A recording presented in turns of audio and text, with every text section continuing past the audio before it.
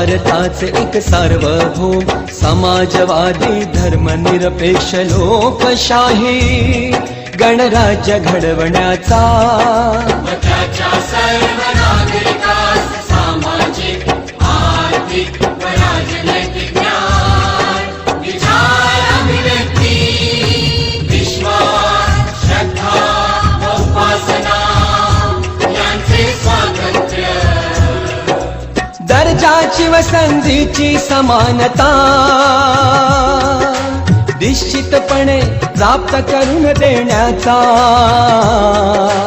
आणि त्या सर्वांमध्ये व्यक्तीची प्रतिष्ठा व राष्ट्राची एकता